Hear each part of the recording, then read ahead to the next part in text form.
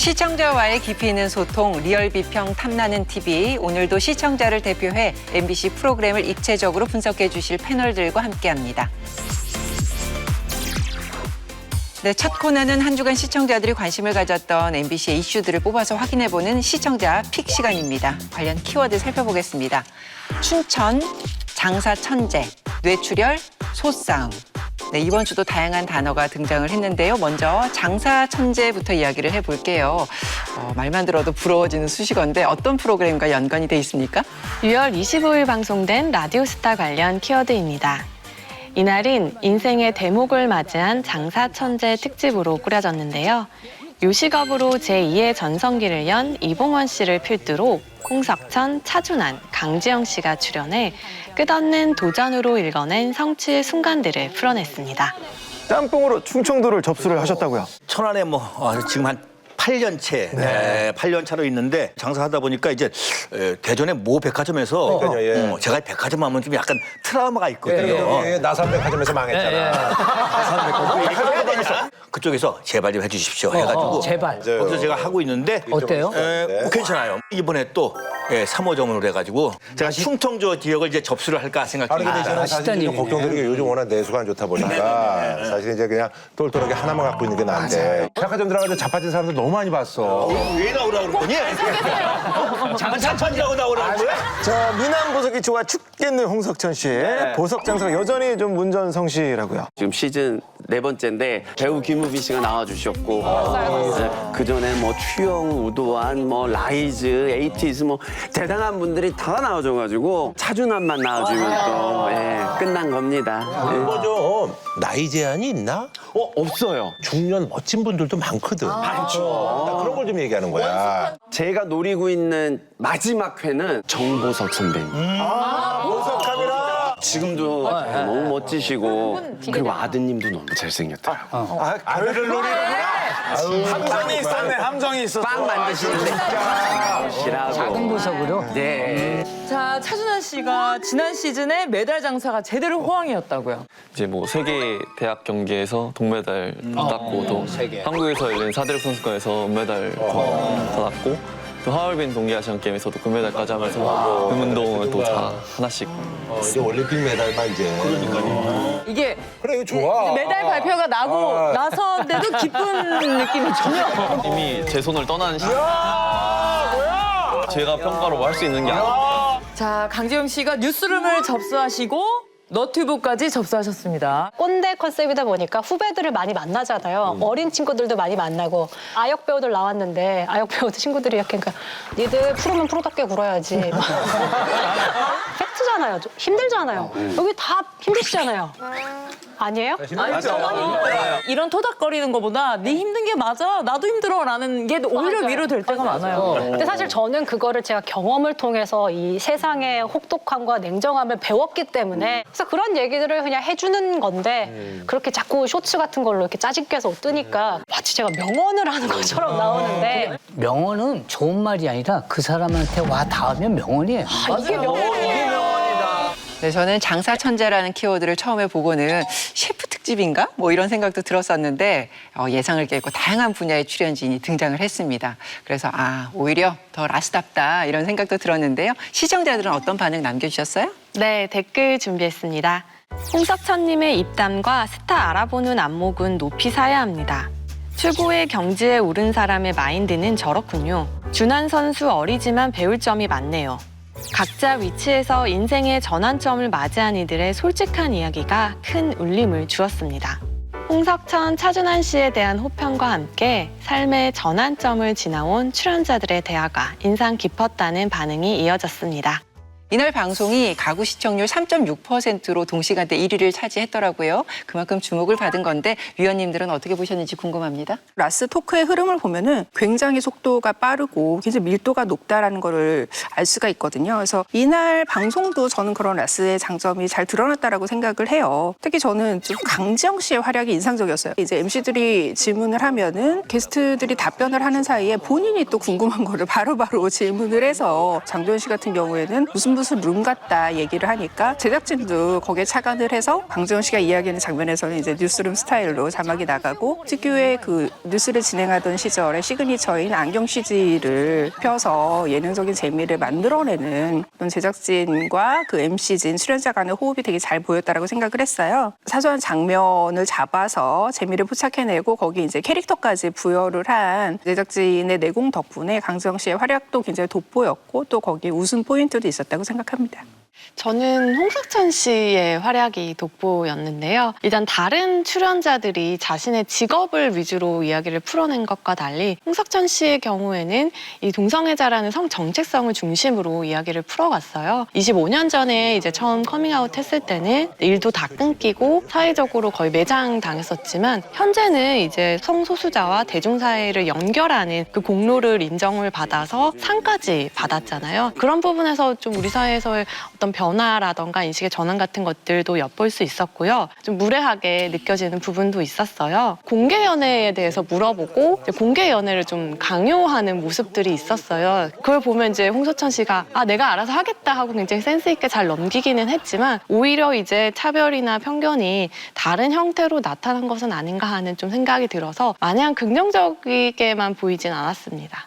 주제의 응집력 자체는 이번 회차가 높지 않았다라고 생각이 들었습니다. 그러니까 라디오스타가 사실 뽑아내는 키워드 자체가 4명의 게스트를 다 아우르기에는 충분치 않았던 것이 사실이었거든요. 저는 이런 아쉬움에도 불구하고 이제 이봉원 씨가 아내인 박미선 씨를 위한 세레나데를 준비를 했는데 라디오스타니까 또 가능한 무대였고 충분히 의미가 있었던 그런 이벤트였고요. 또 홍석천 씨의 경우에도 50대 중반이잖아요. 춤선이 굉장히 예쁘구나 이렇게 생각이 들 정도로 그러니까 자기 관리도 참 잘했고 또 아이돌 춤을 계속 그렇게 따라한다는 것 자체가 어떻게 보면 지금 세대적인 편견을 좀 누그러뜨릴 수 있는 또 하나의 신선한 시도처럼 보여서 저는 그 부분이 라디오스타의 매력을 돋보이게 만들었다고 생각합니다. 네, 다음 키워드로 넘어가겠습니다. 이번에는 소싸움 보겠습니다. 어떤 방송에서 등장했습니까? 네, 지난달 26일 방송된 뉴스데스크 관련 키워드입니다. 이날은 전통이라는 명분 아래 이어지고 있는 소싸움 경기를 조명했는데요. 직접 현장을 찾아 동물 학대 논란의 실태를 들여다보고 주최기관이 주장하는 경제 효과의 근거도 점검해봤습니다. 꽃두레를 잡아당겨 소끼리 싸움을 붙이자 소들이 서로를 들이받기 시작했습니다. 뿔끼리 부딪히며 피가 나는데도 싸움이 끝나지 않습니다. 5분이 지나자 한 마리가 달아나고 경기가 마무리됩니다. 머리 전체가 피범벅이 되고 눈이 뿔에 찔리기도 하고 몸통 곳곳이 상처로 뒤덮이기 일쑤입니다. 자연스러운 싸움이라고 할 수가 없고 인간이 인위적으로 개입하고 통제해서 만들어낸 싸움이다. 동물보호단체가 촬영한 영상입니다. 한 농가에서 경기가 없는 날 소한테 폐타이어를 끌게 하고 채찍질을 가합니다. 동물보호법 위반입니다. 왜 그랬는지 직접 물었더니 소 주인은 그런 적 없다고 잡아뗐습니다. 우리는 그런 거 한 적도 없고 그런 것도 없었기네. 소들은 트럭에 실려 경기장으로 이동합니다. 스트레스를 최소화하도록 가림막을 쳐야 한다는 동물보호법 규정도 지켜지지 않았습니다. 경기전까지 머무는 공간인 계류장 환경도 열악합니다. 콧줄에 연결된 줄이 기둥에 단단히 묶인 채 24시간 이상 대기합니다. 동물보호단체가 경북 청도 등 4개 지역에서 최근 넉 달간 열린 소싸움을 조사했더니 소가 싸움을 회피한 건 40%를 넘었고 60% 이상의 경기에서 외상과 출혈이 나타났습니다. 누군가의 고통 위에 세워진 전통은 지킬 가치조차 없습니다. 싸우기 위해 태어난 존재는 없습니다. 소 역시 마찬가지입니다. 동물보호법은 도박과 오락 등을 위해 동물을 다치게 하는 행위는 금지합니다. 투경과 투개가 불법인 이유입니다. 하지만 소싸움은 민속 경기라 예외입니다. 2002년 만들어진 전통 소싸움법에 따라 법적인 보호도 받습니다.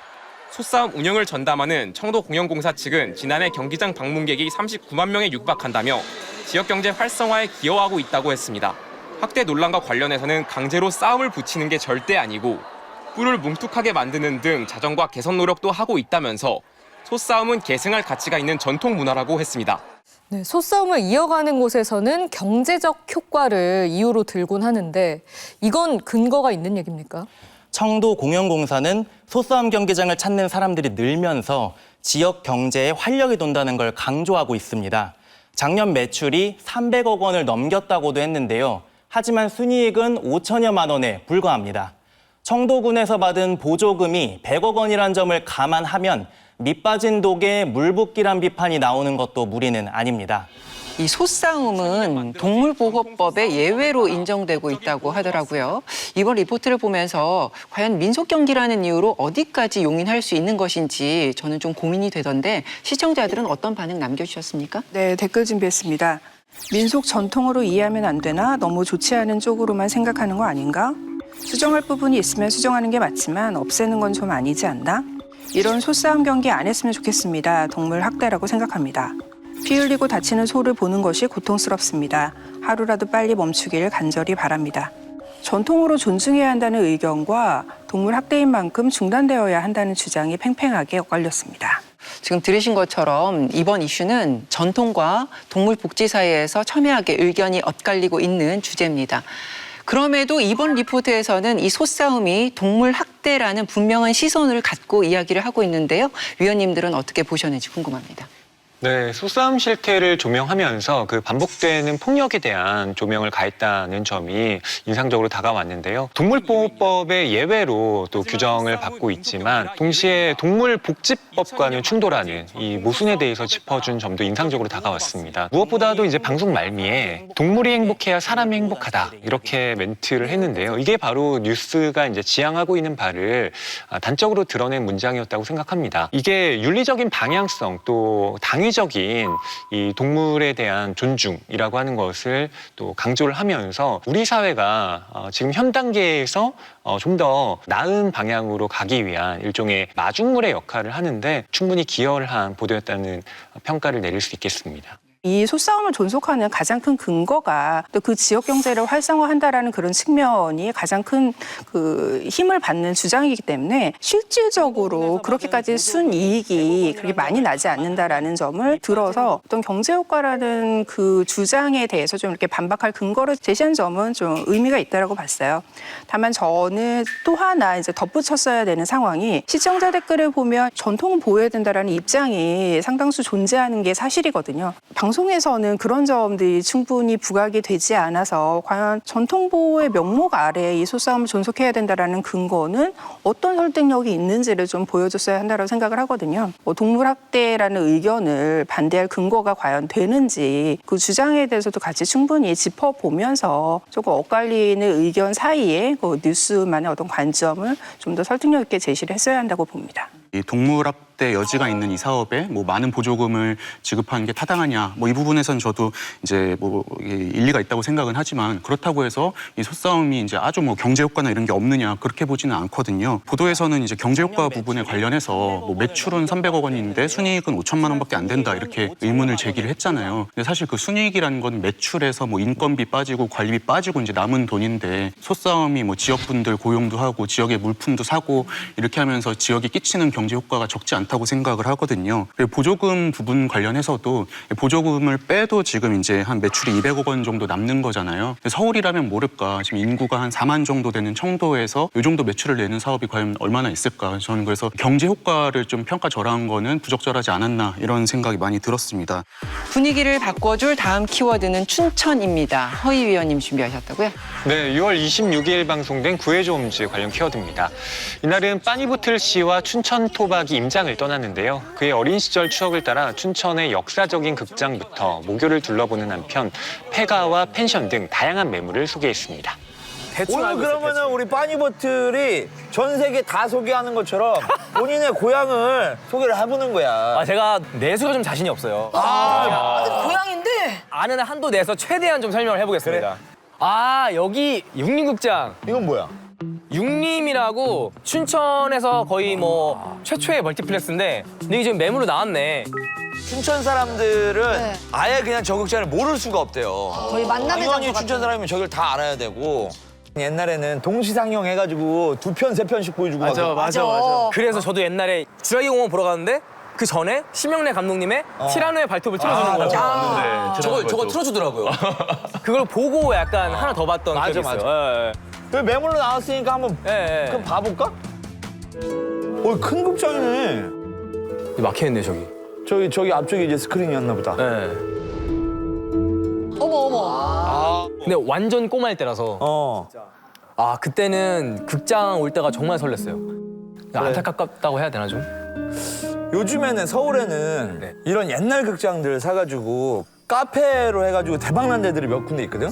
이게 옛날에 제가 초등학교 1학년 때부터 3학년 때까지 다니던 학교. 아 진짜 여기가?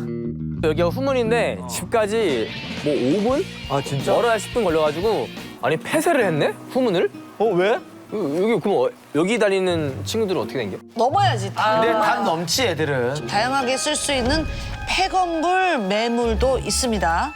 이거 지금 좀 달라졌죠? 리모델링을 뭔가 다시 5년 전에 누가 이제 건물을 사겠다는 사람이 나타난 거예요. 그분이 이제 다짜고짜 리모델링을 하겠다고. 아니, 그게 말이 돼? 내부를 이제 부수기 시작한 거예요. 근데 중요한 건 이제 공사를 하시다가 그 사겠다고 하신 분이 저걸 여기까지 지금 다 부셔놓고 사망.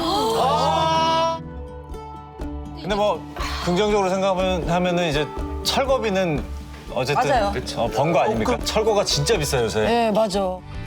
아니 어떻게 아니 이게 매물로 나온 거는 또 처음 보네. 우리 구해주홈즈 역사상 최초의 매물이다 또 이거는. 아 그래요? 와. 아니 어떻게 이게 옵션으로 있어? 다 옵션? 다 옵션이에요. 저런 거 애들 놀면 너무 좋아하겠다. 여기가 이제 객실 7개, 그리고 이제 관리소 하나, 그 아까 보신 그 수상 레저 시설 그거랑 수영장 여기, 그리고 바베큐 존 다 합쳐서 대지가 1,200평이야. 하실 분들은 생각 좀 잘해보시면 좋겠다. 네, 확실히 그 지역을 오래 알고 지낸 사람의 시선이 더해지니 도시 곳곳의 풍경들이 더 정감 있게 다가오는 그런 느낌이었습니다. 시청자들은 어떤 반응 남겨주셨어요? 네, 댓글 준비했습니다.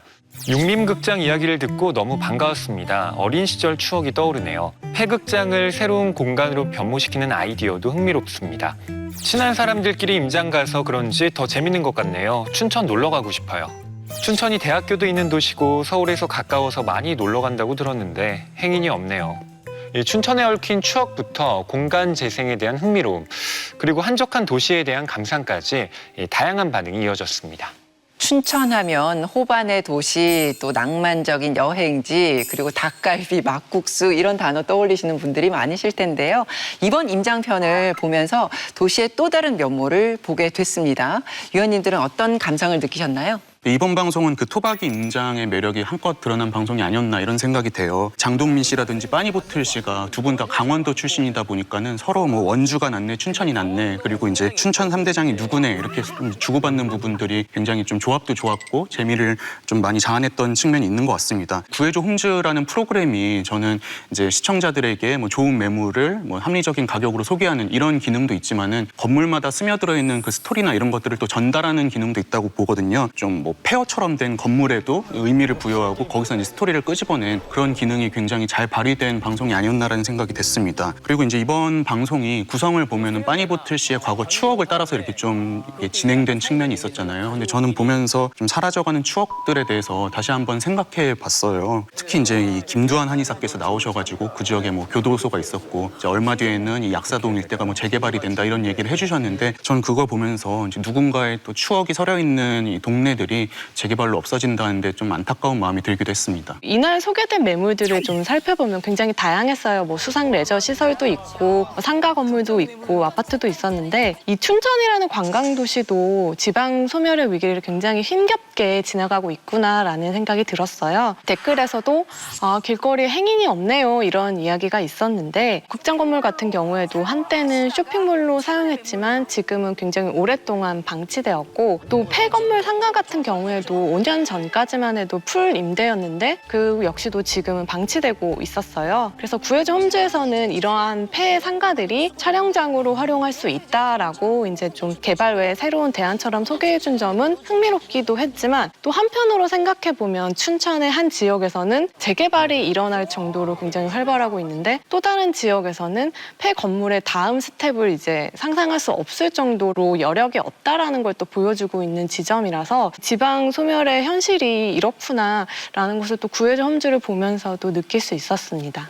저도 토박이 임장의 묘미가 잘 드러난 에피소드였다고 생각을 해요. 이날도 그 춘천에 대한 굉장히 다양한 이야기를 들려줬죠. 경춘선이 이제 ITX 성순으로 거듭나는 그런 변화를 이야기하는 그 오프닝에서 시작을 해가지고 그 육림고개라는 옛 유동인구의 중심지라고 해야 될까요? 그 지역에서 현재는 이제 명동길로 이동한 그 춘천 핫플레이스의 어떤 변천사라든지 볼거리 면에서도 그렇고 이야기 면에서도 그렇고 굉장히 좀 다채롭게 많이 준비를 했다라는 그 생각이 들었어요. 근데 제가 좀 더 이 에피소드에 기대를 한 점은 국내 1위 여행 유튜버인 빠니보트 씨가 등장을 했잖아요. 여행 전문가가 직접 그 본인의 지역을 찾아가니까 훨씬 더 정보 면에서 좀 충분히 들을 만한 이야기가 많이 나오지 않을까 싶었는데 가령 이제 육림극장만 해도 40년 이상의 역사를 지닌 그런 극장인데 이 극장이 그 지역 커뮤니티 안에서 어떤 의미를 가지게 됐는지 그 지역 문화사적인 의미를